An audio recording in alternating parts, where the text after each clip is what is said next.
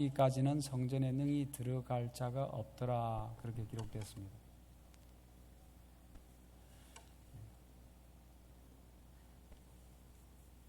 예수님의 성소 사업이 마칠 때까지는 네 천사가 땅의 사방 바람을 잡고 있다 그랬어요. 그런데 이제 그 성소 사업이 마침과 동시에 바람을 놓습니다. 놓고 바람을 놓음과 동시에 재앙이 시작된다고 와이트 자서전에 그렇게 기록되어 있다고 지난 시간에 제가 소개해드렸죠. 그래서 재앙이 내리기 시작하면 전무후무한 재앙이 내리기 때문에 이때 이 세상 사람들, 짐승의 표를 받은 사람들이 이 의로운 자들에 대해서 분노한다 그랬어요. 그래서 이 사람들만 없이 하면 재앙이 멈출 거라 생각하고 그들을 학살하라는 법령이 공포된다고 그렇게 말했죠. 참 우리가 이런 말씀을 미리 알고 있다는 사실은 굉장한 인포메이션이죠. 이걸 뭐 지금 우리 형편, 세상의 형편으로 봐서 상상이나 할 수 있는 일입니까? 그러나 이런 일이 이루어질 것입니다. 그때 이제 성도들은 자기의 구원을 위해서 밤낮 부르짖는데 그것이 야고의 환난이다. 그렇게 말했습니다. 그러나 그들이 승리한다 그랬죠. 그래서 이제 7 재앙이 시작되는데요. 16장 1절에 보면 또 내가 들으니 성전에서 큰 음성이 나서 7 천사에게 말하되 너희는 가서 하나님의 진노의 7 대접을 땅에 쏟으라 하더라. 땅에 쏟으면 이제 대접을 쏟으면 재앙이 내리는 거예요. 그래서 여기 이제 이 재앙을 요약해 놓은 표를 보면요.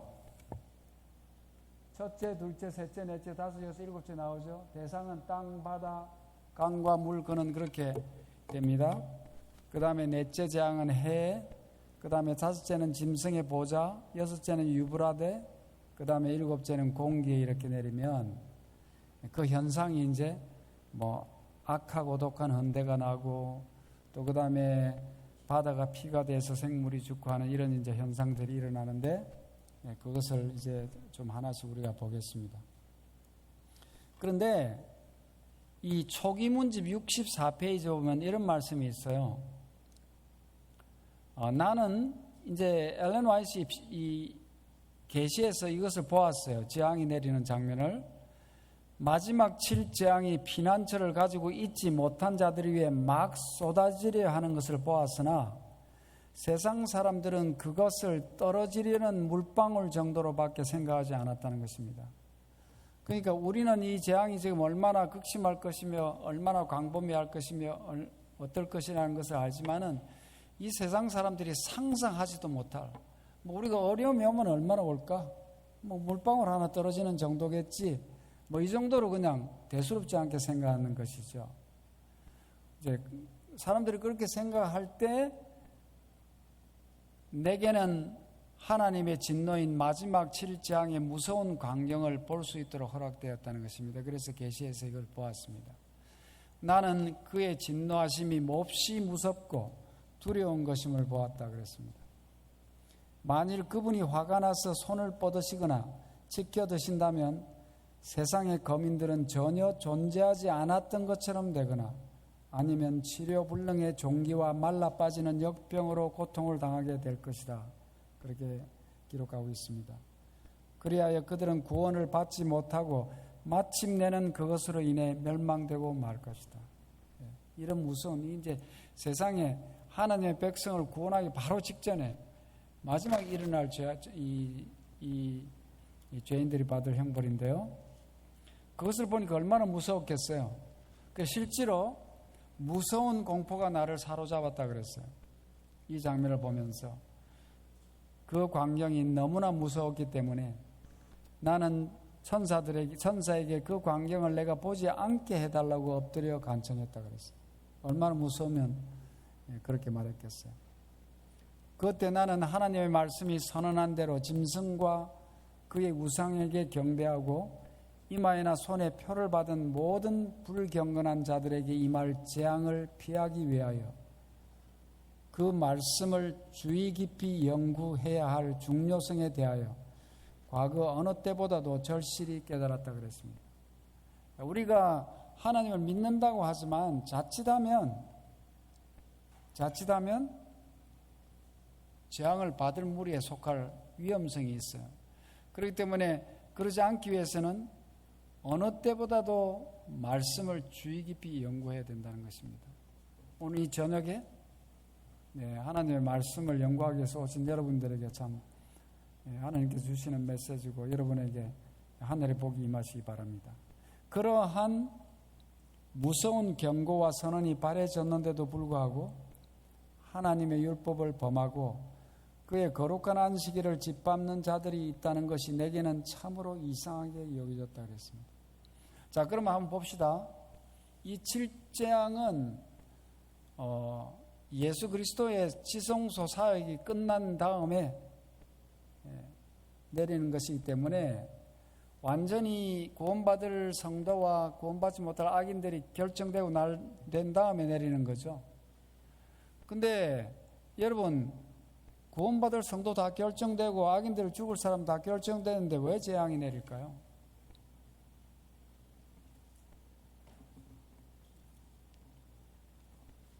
너희들 지금까지 내가 그렇게 중보사역을 하고 또 권고하고 다 했는데도 불구하고 내 말에 유의하지도 않고 계속해서 하나님을 배반하고 사단의 편에서 짐승의 표를 받고 그 우상에 경배하고 그랬으니까 너 혼 좀 나봐라. 그거겠습니까? 하나님께서는 하늘 가나안에 들어가기 전에 이스라엘 이 하나님의 백성들을 구출하기 전에 재앙을 내리시죠. 그 예표가 어디에서 있었어요? 이미 이스라엘 백성들을 애굽에서 불러내서 가나안으로 데려갈 때 사단의 손에서 건져내실 때 애굽에 재앙을 내렸죠. 그때는 몇 재앙을 내렸죠? 그때는 10재앙을 내렸어요. 피재앙, 개구리재앙, 이재앙, 파리재앙 이렇게 이제 순서적으로 이제 그렇게 재앙을 내렸습니다. 그런데 여러분, 자, 이 재앙은 좀 이 마지막 7장은 그냥 두고 애굽에서 하나님의 백성을 불러내서 가나안에 데리고 들어가기 전에 내린 재앙의 의미가 무엇이었을까요? 왜 재앙을 내리셨을까요? 그냥 싹 뺏어가면 안 될까요? 안 돼요. 왜냐하면 바로가 놔줬어요, 안 놔줬어요? 놔주질 않아요. 못 가게 합니다. 그래서 하나님께서 얼마나 위대하신 분인가, 그리고 진짜 신이 이 애굽이 섬기는 그 수많은 잡다한 신들이 있죠. 그 신보다 여호와 하나님이라는 그 신이 얼마나 위대하신 신인가를 애굽 사람에게도 알려주고 또 누구에게도 알려줘야 돼요? 이스라엘 백성에게도 알려줘야 돼요. 이스라엘 백성도 믿음이 많이 떨어져 있거든요. 애굽에서 종살이하고 하나님을 제대로 섬기지 못하면서. 그러니까 이스라엘 백성에게도 가르쳐 주는 것입니다. 하나님을 첫째로 의지해야 되는 것을. 그러면서 한편으로는 애굽 사람에게는 기회가 됩니다. 애굽 사람이 비록 재앙을 받으면서 고생을 했지만은 뭐 할 수 있는 기회가 있어요. 그 재앙을 보고 회개하고 이스라엘, 여호와 하나님이 진짜 하나님이구나. 이건 이때까지 뭐 바로가 얘기하던 그 뭐 태양신을 비롯해서 온갖 신들, 개구리 신, 뭐 무슨 신 다 믿었는데 아무 소용이 없구나.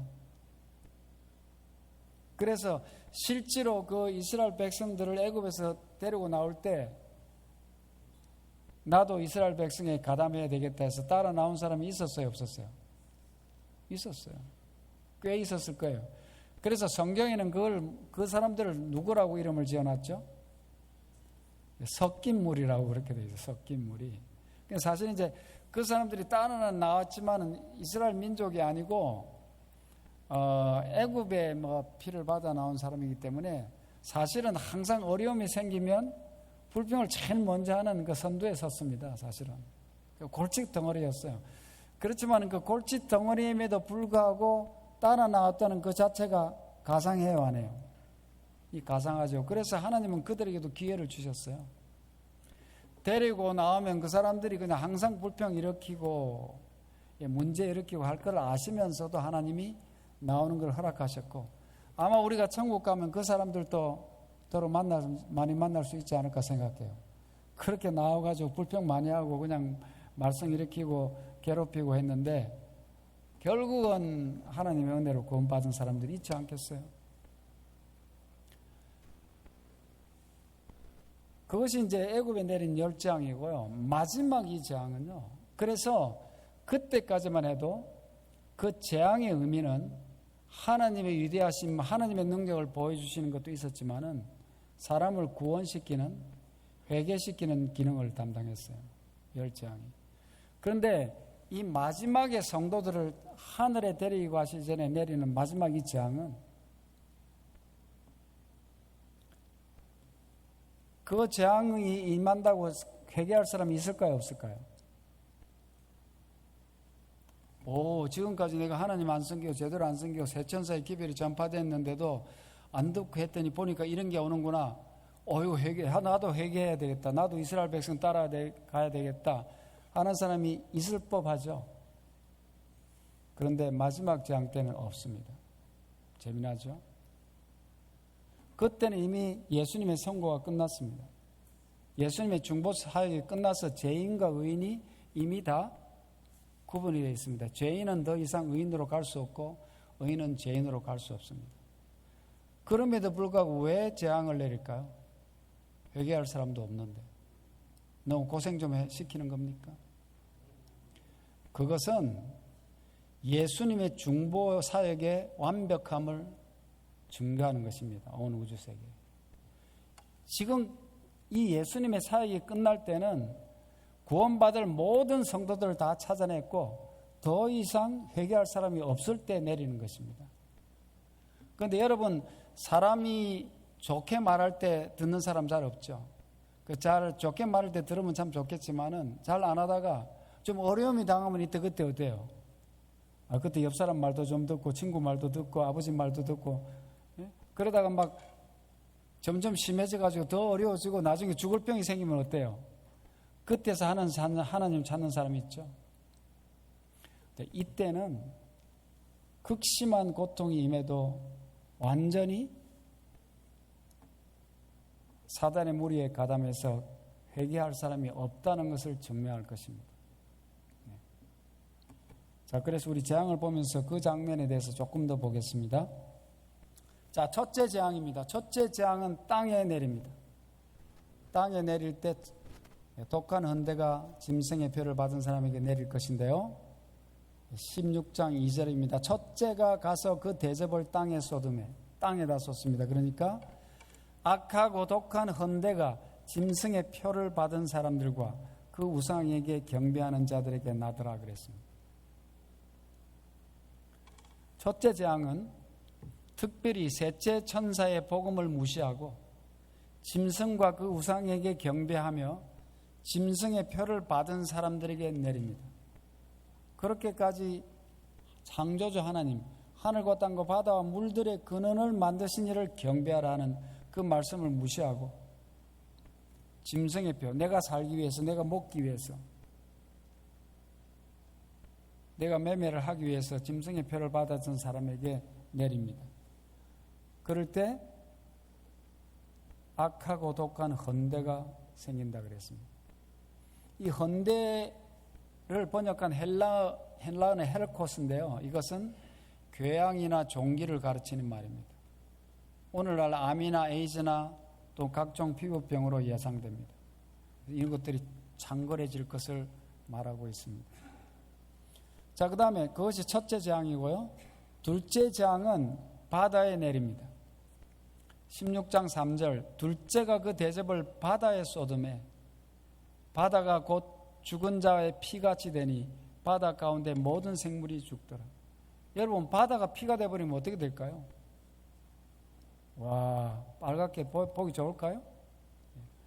인간과 생물의 생존에 꼭 필요한 바다가 죽은 자의 피같이 변함으로 바다 생물이 죽고 악취가 지상을 뒤덮기 때문에 대기에 산소를 공급하던 플랑크톤의 기능 중단으로 산소 부족 현상이 생기고, 이 바다가 없으면 못 살게 돼 있어요.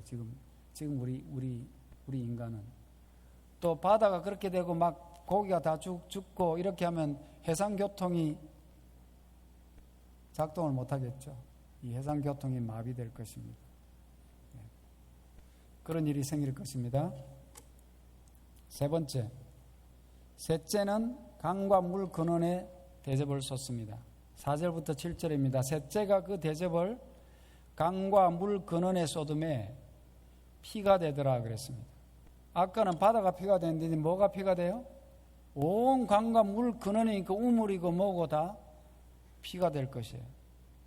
내가 들으니 물을 차지한 천사가 가로되 전에도 계셨고 사방도 계신 거룩하시니여 이렇게 심판하시니 의로우시도다.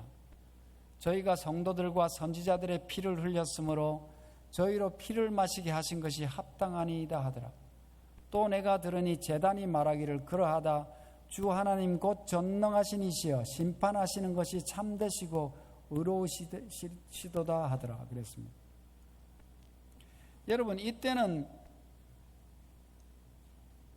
모든 물이 피가 되기 때문에 여러분 마실 물이 있겠어요, 없겠어요? 마시려면 피를 마셔야 되는 거예요. 그러니까 여러분 목이 어느 정도 탄다고 피를 마시겠어요? 그러니까 결국은 목이 너무 타기 때문에 피를 마실까요, 안 마실까요? 피라도 마시지 않을 수 없이 될 것입니다. 그것이 세 번째 재앙입니다. 이것이. 그런데 이 셋째 재앙은 여기 보면 저희가 성도들과 선지자들의 피를 흘렸기 때문에 저희가 성도들 무고한 피를 흘리고 많이 순교당하고 했잖아요. 저희들도 그것을 마시는 게 합당하도다 이렇게 말하고 있잖아요. 그래서 이 셋째 재앙은 어디가 없어져 버렸어요. 셋째 재앙은 계시록 6장 9절부터 11절의 응답이라 할 수 있습니다. 여러분, 우리가 일곱 인을 할 때 다섯째 인을 떼실 때 이 얘기가 나오는데요. 계시록 6장 9절부터 11절에 보면 다섯째 인을 떼실 때 내가 보니 하나님의 말씀과 저희의 가진 증거를 인하여 죽임을 당한 영혼들이 제단 아래에 있어.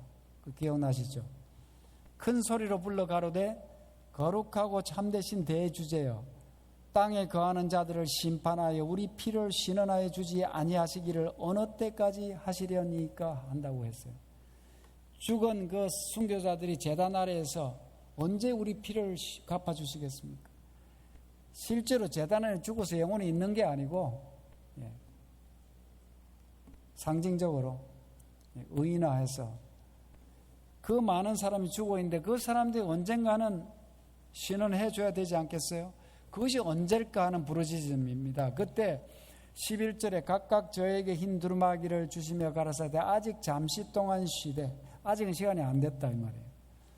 저희 동무 종들과 형제들도 자기처럼 죽임을 받아 그 수가 차기까지 하라 하시더라. 모든 것은 때가 있어요. 수가 있고. 그런 말이 있었죠. 이제 이것이 복수하는 날이, 이것이 이루어지는 날이, 이제 수가 다 차고 그 피의 값을 치르는 그 날이 이제 온 것입니다.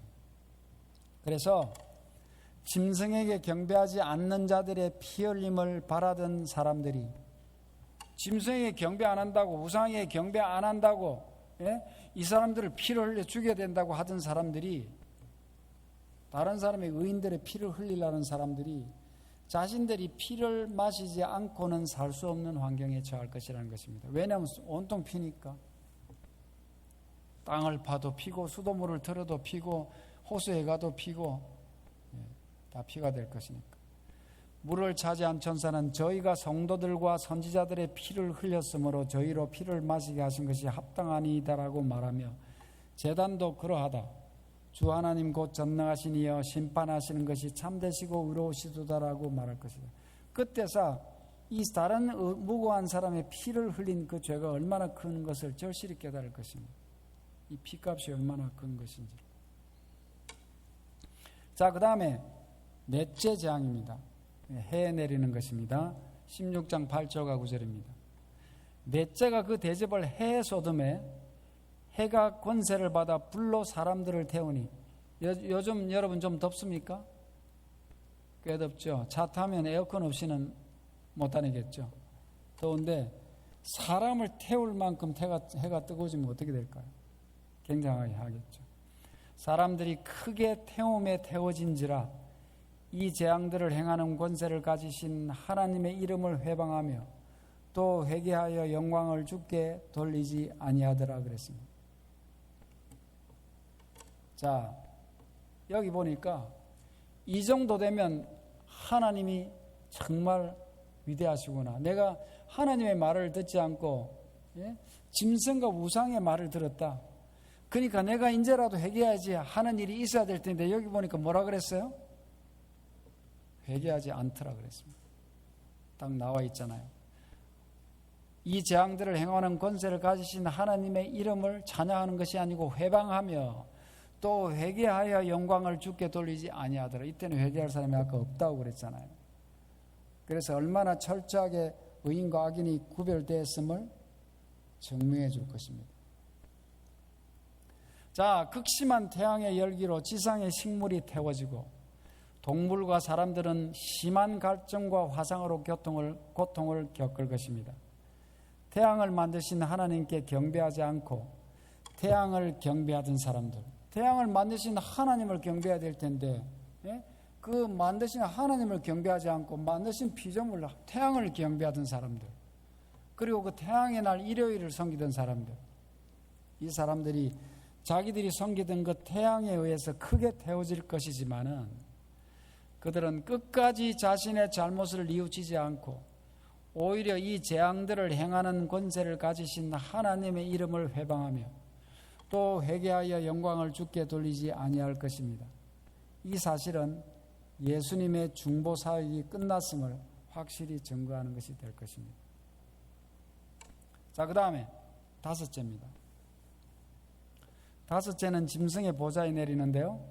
16장 10절 11절입니다. 또 다섯째가 그 대접을 짐승의 보좌에 쏟으니 그 나라가 곧 어두워지며 사람들이 아파서 자기 혀를 깨물고 아픈 것과 종기로 인하여 하늘의 하나님을 회방하고 저희의 행위를 회개치 아니하더라. 여기도 보니까 회개해요, 안 해요? 회개하지 않습니다. 마지막 7장 때는 회개할 사람이 없습니다. 자, 첫째부터 넷째 재앙까지는 천년계에 부어졌어요. 처음에는 어디에 부어졌다 그랬어요? 땅에, 그 다음에 바다에, 그 다음에 강과 물 근원에, 넷째 해에 이렇게 대접을 부었다 했잖아요. 그런데 이제는 다섯째에 와서 그 재앙들을 받게 한 짐승의 보좌에 대접이 쏟아집니다. 이제 악의 장본인이 있는 짐승의 보좌에 쏟아져서 거기서부터 시작해서 이제 그 재앙이 온 세계에 파급될 것인데요. 사람들을 영적 암흑에 가두었던 장본인인 짐승의 보좌가 흑암에 덮이고 빛을 거절했던 자들이 어두움과 냉기 속에서 극심한 고통을 당하며 자기 혀를 깨물 것이나 끝내 회개하지 않고 하나님을 회방할 것입니다. 아까 넷째에는 뜨거워서 못 살았죠. 해가. 이제는 해가 어떻게 됐어요? 해가 사라졌잖아요. 해가 비치질 않아. 그럼 어떻게 될까요? 열기가 있어요, 없어요? 아주 냉기가 되지 않겠어요? 그러면서 극심한 고통을 당할 것이다 그랬습니다. 그러나 회개하지 않는 모습을 하나님이 보여주십니다. 그 다음에 여섯째 재앙입니다. 16장 12절. 간단하게 여섯째 재앙은 기록되어 있는데요. 또 여섯째가 그 대접을 큰 강 유브라데에 쏟음에 강물이 말라서 동방에서 오는 왕들의 길이 예비되더라 그랬습니다. 이건 좀 재앙치고는 좀 특이하죠. 여기 보면 뭐가 나서 어떤 현상이 일어나대가 아니고 이것은 유브라데 강에다 쏟으니까 일어나는 현상이 뭐죠? 강물이 말라버리더라. 이 강물 마르는 게 뭐가 재앙일까요? 처음 네 대접은 아까도 말했지만 천년계, 즉 땅과 바다, 강물, 해에 부어졌죠. 그런데 그 후에 세 대접은 죄의 근원이 된 짐승과 그 보좌 곧 바벨론에 부어져서 전 세계에 영향을 미칠 것입니다. 여섯째 대접은 바벨론의 심판의 날과 성도들의 구원의 날이 임박하였으며 예수님의 재림이 준비됨을 선언하고 있습니다. 고대 바벨론의 젖줄기는 유브라데 강이었습니다. 여기 유브라데 강이 마른다 그랬는데 옛날에 바벨론이라는 나라가 있었어요, 없었어요? 바벨론이 있어서 다니엘서에서 보면 나라들이 쭉 나오는데 제일 처음 등장하는 나라가 느부갓네살 왕이 처음에 꿈에 신상을 봤는데 그 꿈에 인해왔던 금머리 나라가 어떤 나라예요? 바벨론입니다. 이스라엘 백성들을 가서 쳐부시고 이스라엘을 다 파괴시키고 성전에 있는 모든 기명을 다 뺏어온 나라. 하나님의 성전을 완전히 함락시키고 이스라엘 백성을 모조리 포로로 잡아온 나라가 바벨론입니다. 그런데 그 바벨론이 강성한 바벨론, 정말 금머리처럼 화려했던 그 나라가 유지되는 데 있어가지고 그 나라를 잘 유지하도록 해줬던 강이 바로 무슨 강이라고요? 유브라데 강이에요. 그 강이 바벨론을 관통하고 있었어요. 그런데 이 유브라데 강이 어떻게 된다고요? 그 강물이 말라버리면 어떻게 되겠어요? 서울에 무슨 강이 있어서 서울이 그런 서울이 됐어요? 한강이 있잖아요. 어느 날 한강이 싹 말라버리면 어떻게 될까요? 서울 사람들 뭘 마실까요? 뭐 식수도 뭐 한강으로 마셔야 되고 거기에 굉장히 중요하잖아요. 그 강물이 그것이 없어질 것입니다. 그래서 고대 바벨론의 젖줄기는 유브라데 강이었는데 그러나 BC 538년 고레스가 메데바사의 연합군을 지휘해서 바벨론을 침공해 들어왔습니다. 그런데 그때 바벨론 왕이 누구였어요? 벨사살. 네? 벨사살은 우리나라는 아무도 못 들어온다. 왜냐하면 강물이 보호를 해주고 있기 때문에 강물이 그 나라를 안을 관통하고 있을 뿐만 아니라 강물을 가지고 이 나라를 둘러싸서 강물이 흐르게 했기 때문에 너무 들어올 수가 없었어요. 문만 닫아버리면 아무도 바벨론에 들어갈 수 없었어요. 그럴 때 메데바사 연합군을 지휘하던 고레스가 어떻게 했어요? 상류의 강 물줄기를 다른 데로 돌려서 강물이 마르게 했습니다. 강물이 말라버리게 했습니다. 그래서 바벨론을 관통하던 물줄기가 내려가니까 지금 물이 꽉 차고 있으니까 그 안을 못 들어갔지만 물이 잦아지니까 구멍이 생겨요, 안 생겨요?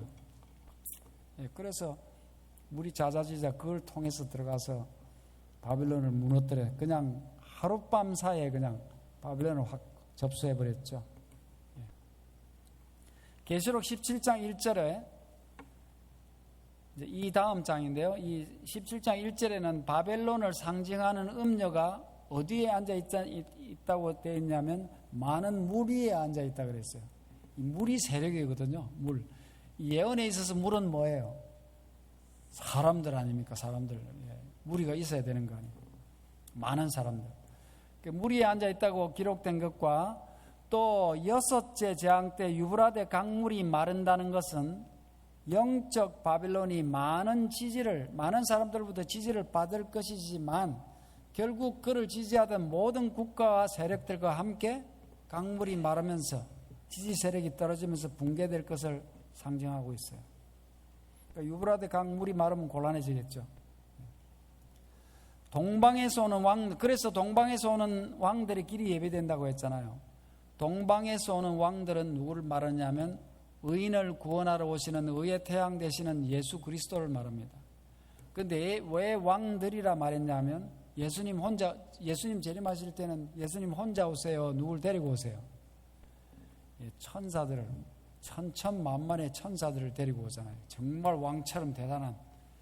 그래서 이 왕들이 온다고 그렇게 말하고 있어요. 일곱째 재앙의 종결과 함께 탁 나타나실 것입니다. 그러니까 예수님이 오실 길이 예배된단 말입니다. 그러니까 지금까지 그들을 서포트해 주던 모든 세력들이 등을 돌리고 강물이 마르면서 예수님이 올 길을 예배하니까 그들에게는 최후의 날이 가까운 무서운 날이죠. 그것을 여섯째 재앙이라고 그렇게 하고 있습니다. 그 다음에 일곱째 재앙은요, 공기에 내리고, 이제 일곱째 대접을 보면 번개, 음성, 내성, 지진, 또 한 달란트나 되는 우박이 내린다 그랬는데요. 일곱째 재앙을 하기 전에 지금 여섯째 재앙이 16절까지였죠. 16절까지였는데요. 여섯째와 일곱째 재앙 사이에 삽입절이 들어있어요.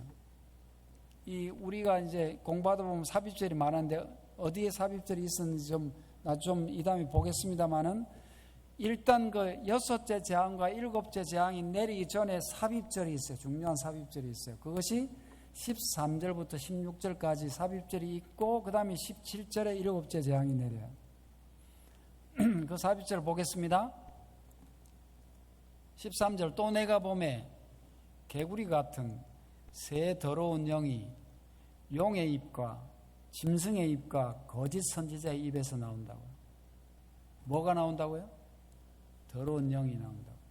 저희는 그런데 귀신의 영입니다. 더럽고 끔찍하죠. 귀신의 영이라. 그런데 이런 거짓 영인데도, 귀신의 영인데도 사람이 왜 속느냐? 왜냐? 14절에 이적을 행하니까 온 천하 임금들에게 가서 하나님 곧 전능하신 이의 큰 날에 전쟁을 위하여 그들을 모으더라. 그러니까 막 이렇게 사람들을 부추겨 가지고 막 미혹시키고 사람들을 이렇게 모으고 하는 것은 뭘 행해서 그렇다고요? 큰 이적을 행할 것이에요. 그러니까 요즘도 뭐 기적이다 이적이다 하면 확 몰리잖아요. 누가 뭐 꿈만 꾸었다 해도 사람들이 몰리잖아요. 내가 꿈에 죽었는데 꿈에 가서 어디를 갔다고요? 지옥에 갔다고. 그 다음에 또 천당에 갔답니다. 와, 그럼 진짜 지옥이 있구나, 천당이 있구나, 대단하다, 할렐루야 막 하잖아요. 그것만 해도 대단한데, 진짜 이제 이 새 더러운 영이 모여가지고 큰 이적을 행해서 심지어는 뭐가 내려오기도 한다고요? 불이 하늘에서 내려오기도 한다고요. 이것은 실제로 불이 내려오기도 할 것일 거예요, 아마. 또 다른 의미는 강신수를 얘기합니다. 막 나타나는, 사단이 출현하는 그런 모습을 볼 것입니다. 그래서 이제 큰 날에 한번 예수님과 한번 마지막 싸워보기 위해서 이 세력을 결집하는 모습이 삽입절에 들어있는데요. 그런데 하나님께서는 이때 우리에게 걱정하지 말라고 하십니다. 15절에 보면 보라 내가 도적같이 오리니, 이런 일이 아무리 일어나도, 재앙이 아무리 일어나고 아무리 연합해서 막 이런 악의 세력들이 모이고 하더라도 누구든지 깨어 자기 옷을 지켜 벌거벗고 다니지 아니하며 자기의 부끄러움을 보이지 아니하는 자가 복이 있다 그랬어요. 우리 보고 뭐 하라는 말이에요? 옷 잘 입고 다녀라. 예? 하나님이 주신 의의 옷을 잘 입고 다니라는 거예요. 자, 그러나 이제 이 새 영이, 더러운 개구리 같은 더러운 새 영이 이제 이 작당을 하면서 세력을 모으면서 16절에 새 영이 히브리어로 아마겟돈이라 하는 곳으로 왕들을 모으더라.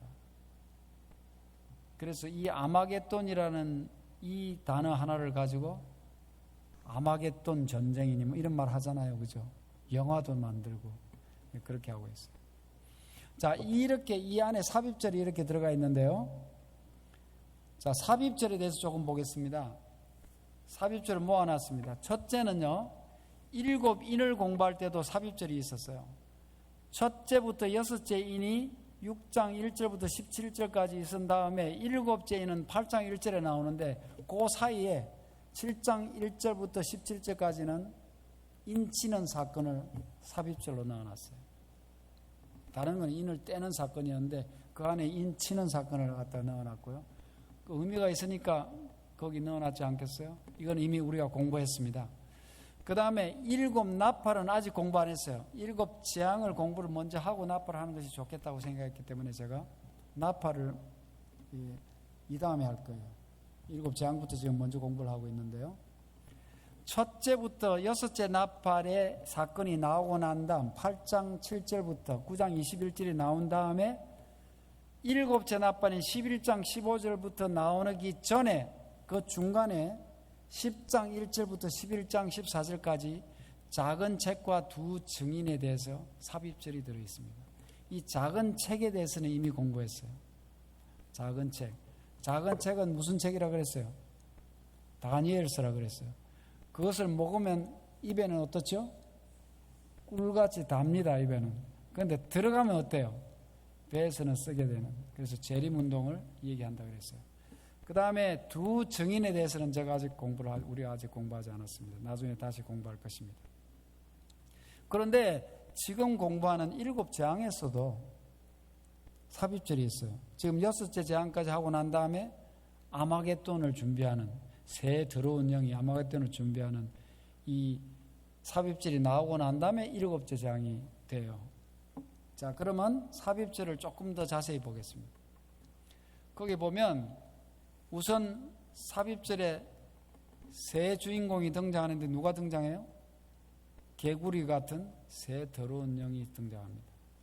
이 더러운 영들은 보잘것없고 불쾌감을 주는 개구리로 상징되었죠. 왜 하필 개구리인가 궁금합니다. 천국 가서 예수님한테 물어봐야 되겠어요. 왜 하필 개구리입니까? 이 개구리라는 것은 가만 보면 물고기도 아니고 짐승도 아니고 그래서 물에 들어갔다 나왔다 하면서 별로 예쁘지 않죠. 그런데 이 개구리 같은 새 더러운 영이 용의 입과 짐승의 입과 거짓 선지자의 입에서 나옵니다. 저희는 귀신의 영이라고 그랬습니다. 용의 입은 이 입을 통해서 역사한다 그랬어요. 입은 중요합니다. 그죠? 용의 입에서 영이 나온다는 것은 직접 마귀의 출현을 말합니다. 강신술을 통해서 사람들을 미혹할 것입니다. 그 다음에 짐승의 입은 교황권의 거짓 영을 말하고요. 거짓 선지자의 입은 타락한 개신교회들의 거짓 영을 얘기합니다. 그런데 여기 이들을 통해서 나오는 영은 다 진짜가 아니고 거짓 영이다 그렇게 말하고 있죠. 그러면서 이적을 행해서 뭐 다른 거 가지고는 뭐 더러운 영들이 뭐 다른 거 갖고는 힘을 못 써요. 이적을 행해서 온 천하 임금들에게 가서 미국도 뭐 영국도 가고 한국도 가고 일본도 가고 온 천하 임금들에게 가서 하나님 곧 전능하신 이의 큰 날에 전쟁을 위하여 그들을 모은다고 하면서 결국은 어디로 모은다고 그 지명을 어디라고 했어요? 아마겟돈이라 그렇게 말하고 있어요. 그들은 이적이라는 수단을 통해서 온 세상을 미혹하고 하나님의 백성들을 공격하며 임금들을 모아 하나님의 심판에 맞선 전쟁을 준비할 것입니다. 최후의 일전을 벌이라고 할 것이에요. 그런데 그 왕들을 모으는 곳은 아마겟돈이라는 것입니다. 그런데 이 이적을 보면요, 계시록 13장이 미리 예언했어요. 계시록 13장 13절에 보면 큰 이적을 행하되 심지어 사람들 앞에서 불이 하늘로부터 땅에 불이 내려오기도 하는 이런 엄청난 이적을 행할 것이라고 그렇게 되어 있죠. 그래서 뭐 우리가 상상지도 못하는 각종 이적이 내려서 사람들을 미혹할 것입니다. 그러니까 얼마나 사람들이 그걸 따르고 믿고 찬송하겠어요. 우리가 사람들이 엉터리 눈을 속이는 마술만 해도 굉장히 현혹이 돼가지고 정신을 잃고 보죠. 그런데 실제로 이적을 행할 때 얼마나 사람들이 넘어가겠어요.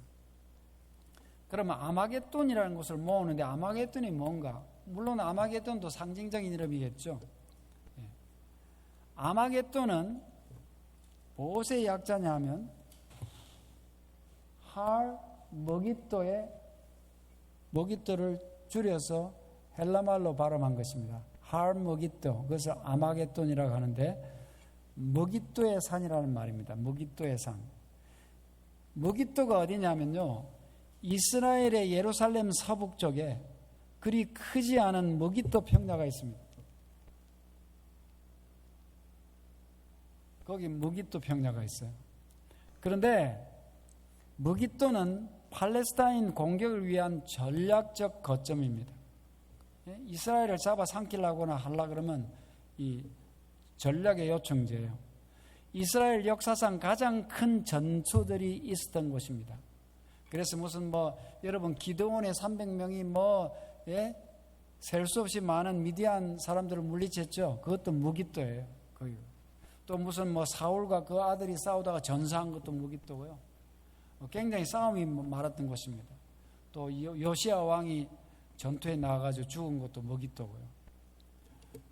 그 외에도 이집트 왕들, 무슨 아수르 왕들, 바벨론 왕, 시리아 왕, 로마 왕, 이런 장군들이 싸우던 전쟁터가 이 무기또였어요. 그런데 여기 할마게도는 무기또의 산이라고 그랬잖아요. 근데 무기또는 사실은 이건 산이 아니에요. 여기는 평자예요. 평원이에요. 그런데 여기에 무기또 산이라고 할 만한 산이 이 옆에 보면 산이 하나 있어요. 그것이 무슨 산이냐면 무슨 산이라고 써놨어요? 갈멜산입니다. 갈멜산. 갈멜산은 유명한 산이죠. 뭐 했던 산이 누구하고 싸웠던 산이에요? 엘리야가 싸웠던 산이잖아요. 예. 무기또는 산이 아니면 무기또 위쪽을 보면 무기또의 산 아마겟돈, 할무기또, 아마겟돈이라 부를 수 있는 산이 있는데 그 산은 갈멜산입니다. 엘리야가 850명의 거짓 선지자들과 함께 참 하나님이 누구신지 겨루었던 산으로 그곳에서 최후의 영적 전쟁을 상징하는 싸움이 있은 후에 거짓 선지자들은 죽임을 당한 곳입니다. 아마겟돈은 지리적 특정 장소라기보다는 그리스도와 사단의 군대 사이에 있을 최후의 영적 투쟁을 가리치는 상징적 이름이라고 할 수 있습니다. 실제로 아마겟돈이 이 지상에는 지금 없습니다. 그러나 이 무기또의 산을 보면 갈멜산의 그 의미가 있다. 여호와와 바알신의 싸움했던 그 전투의 장면을 상징하는 곳이 있단 말입니다. 자, 아마겟돈 전쟁의 배경을 보면요. 넷째 재앙까지는 땅, 바다, 강, 해 등 천년계에 부어졌던 재앙이 다섯째에 와서 짐승의 보좌에 부어지는 모습을 볼 때 사람들은 이제 짐승의 보좌, 짐승은 끄떡 없는 것 같았는데 짐승의 보좌에 다섯 재앙이 탁 내리는 걸 보면 짐승에게 속았다는 것을 깨닫게 되고 여섯째 재앙이 시작될 거예요. 지금까지는 짐승에 따랐잖아요. 따랐는데 점점점 재앙이 심해지면서 짐승의 보좌도 이제 고통을 당하는 것을 보면서 여섯째 재앙이 시작되는데 여섯째 재앙은 뭐라 그랬어요? 여섯째는 유브라데 강물이 마른다 했어요. 강물. 그 짐승의 보좌를 지지해 주던 사람들이 말라버릴 거란 말은 세력이 사라질 것이란 말이에요. 지지가 사라질 것이란 말입니다.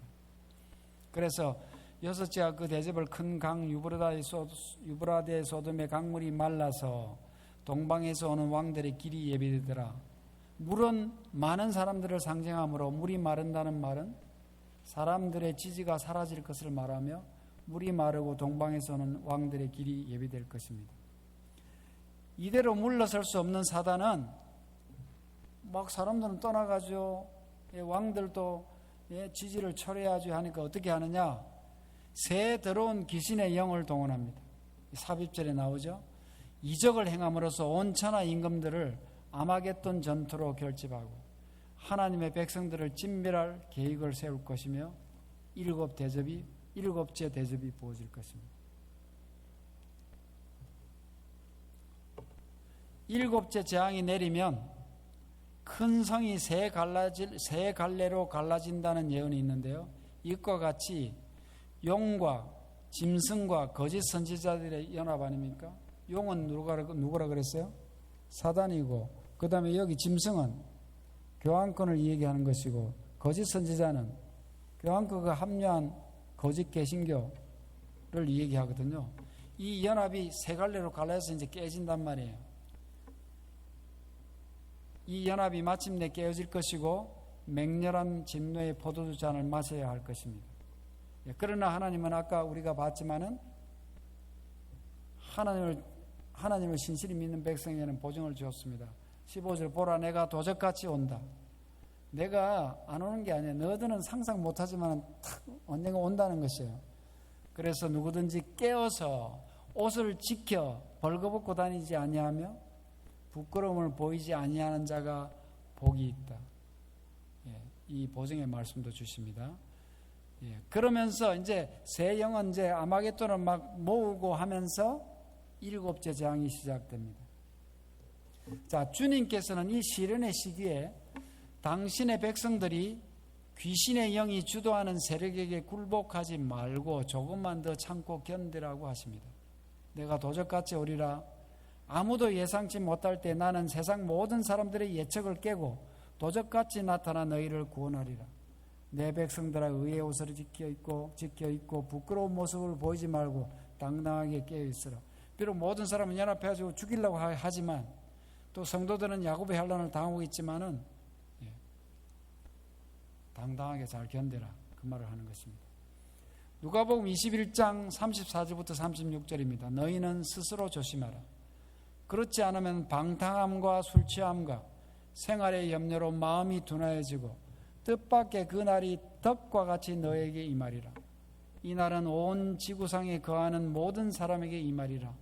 이러므로 너희는 장차 올 이 모든 일을 능히 피하고 인자 앞에 서도록 뭐하라 그랬습니다? 뭐하라 그랬습니까? 항상 기도하며 깨어있으라. 예수님이 미리 말씀해 주셨어요. 그러니까 지금도 우리가 기도하며 살아야 되겠죠. 그래서 이렇게 이제 마지막에 이 사단은 사단대로, 하나님은 하나님대로 백성들을 구원하기 위해서 하는 활동을 이렇게 종합해 보면요, 어린 양의 백성들은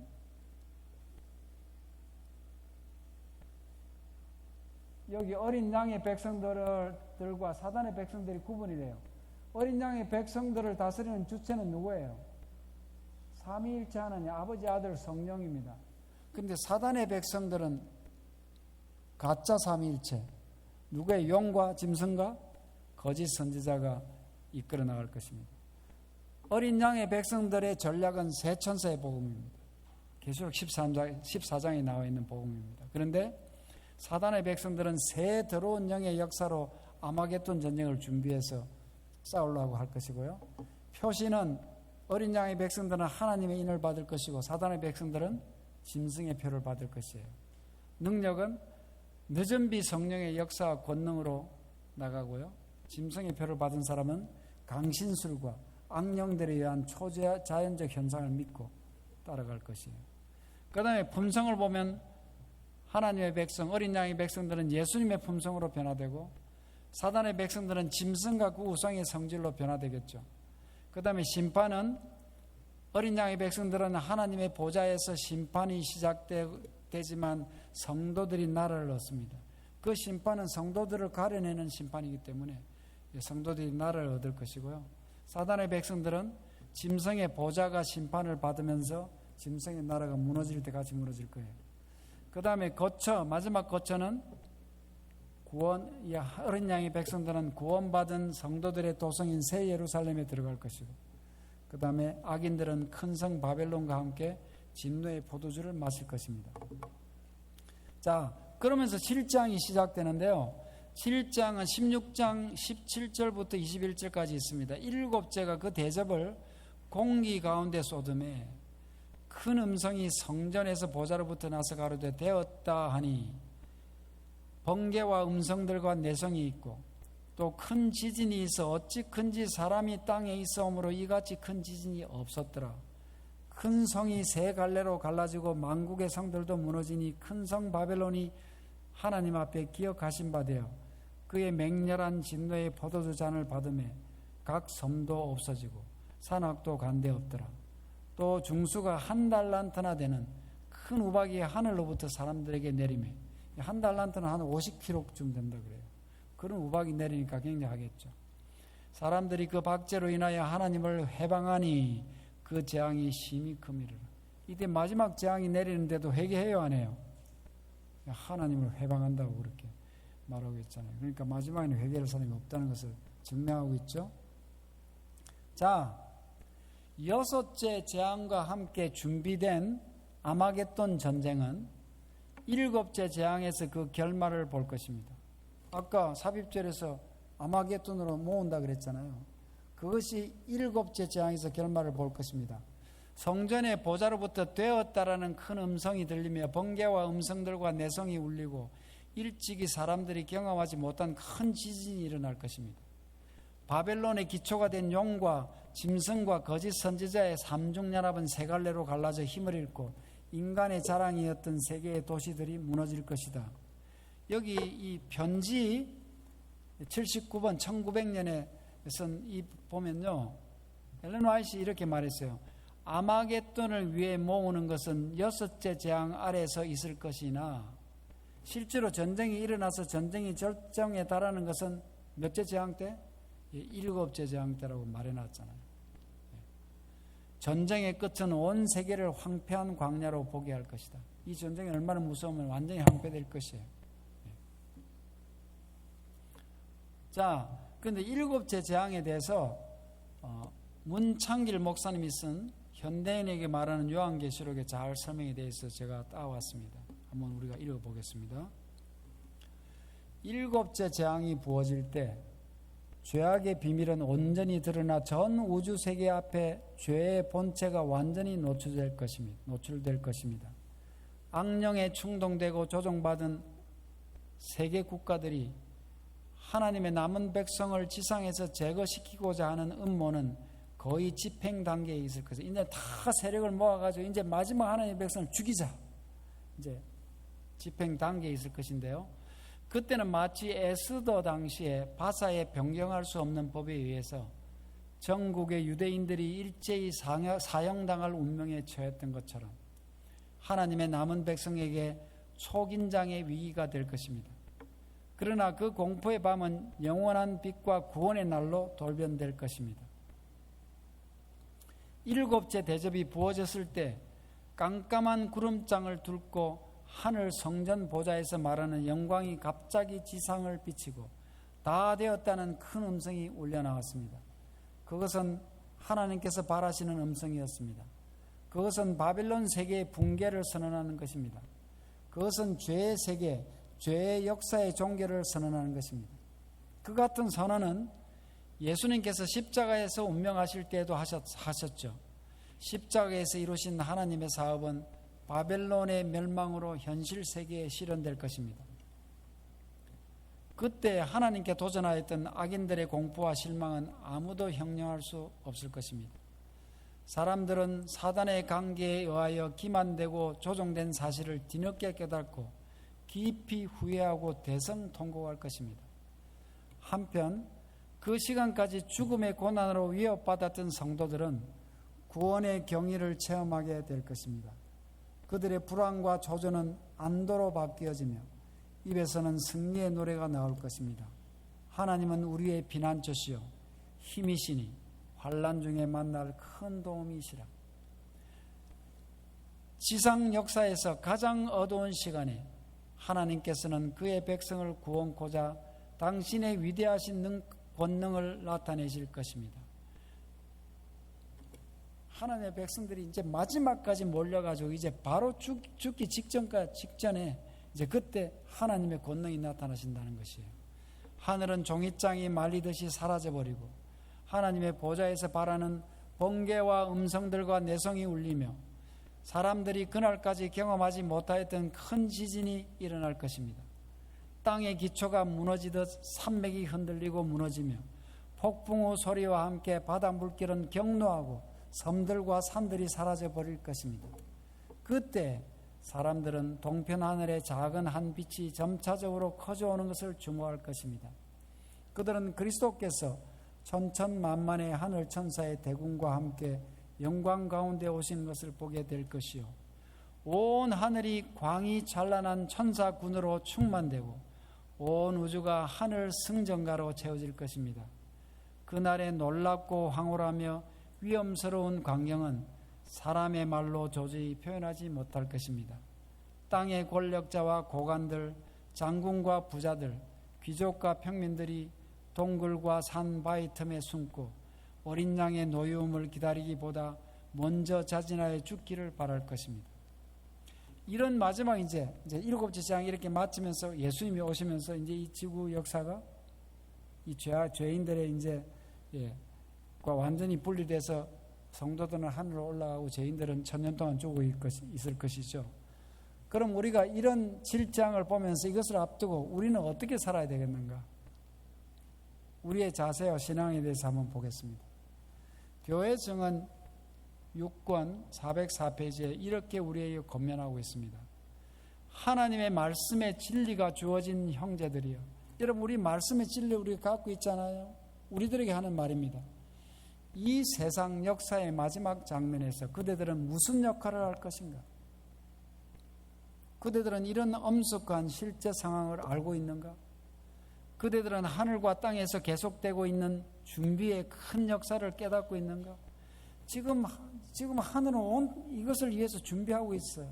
땅에서도 이것이 착착 이루어지고 있어요. 빛을 받은 모든 자들, 예언을 읽고 들은 자들은 그 가운데 기록한 것에 귀를 기울이라는 것입니다. 이는 때가 가까움이라. 이제는 아무도 더 이상 세상의 비극을 가져온 죄를 달래며 살지 말라는 것입니다. 지금도 막 죄를 갖다 이렇게 막 부둥켜 안으면서 막 괜찮다 이러면서 그렇게 살지 말라는 것이에요. 약한 것은 가감히 버리고 정리하면서 살아야 되겠죠.